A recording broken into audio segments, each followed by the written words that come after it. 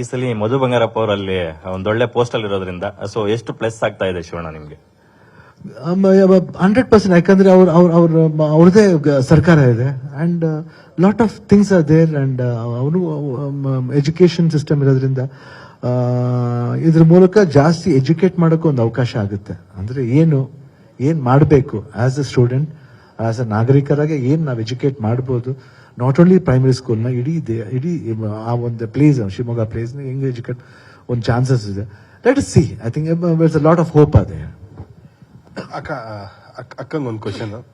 S ಬಂಗಾರಪ್ಪನವರು ಚುನಾವಣೆ ವಿಚಾರದಲ್ಲಿ ಅವರೊಂದು ಮ್ಯಾಸಿವ್ ಅಂದ್ರೆ ಎಂತೆಂಥದ್ದೋ ಜಾದುಗಳನ್ನ ಮಾಡಿದವರು.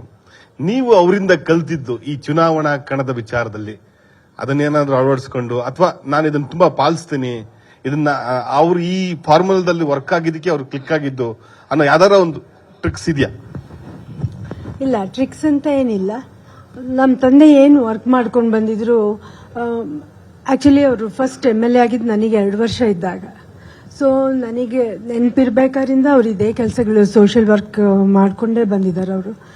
ಸೊ ನನಗೆ ಅದರಲ್ಲಿ ಟ್ರಿಕ್ ಅಂತ ಏನಿಲ್ಲ. ಅವ್ರು ಏನೇ ಮಾಡಿದ್ರು ಹಾರ್ಟಿಂದ ಮಾಡ್ತಾ ಇದ್ರು ಅವರು. ಆಮೇಲೆ ಎಲ್ಲ ಜನಬಳಿಕೆ ಜಾಸ್ತಿ. ಎಲ್ಲೋ ಒಬ್ರು ಉಳ್ತಾ ಇರ್ತಾರೆ, ಕಾರಲ್ಲಿ ಹೋಗ್ತಾ ಇರ್ತೀವಿ, ಒಬ್ಬರೇ ಇದ್ರು ಅವ್ರ ಹೆಸರು ಕರೆದು ಬಿಟ್ಟು ಮಾತಾಡಿಸಿ ಮುಂದೆ ಹೋಗ್ತಾ ಇದ್ರು ಅವರು. ಸೊ ಆ ಸಿಂಪ್ಲಿಸಿಟಿ ಅವ್ರದ್ದು ಎಲ್ಲಾನು ಹಂಗೆ ನಮಗೆ ಬೆಳೀತಾ ಅದು ನಮ್ಮ ತಾಯಿ ತಂದೆ ಇಬ್ರದು ಅದೇ ಬಂದಿದೆ ಮನೇಲಿ ಎಲ್ಲಾರ್ಗೂ.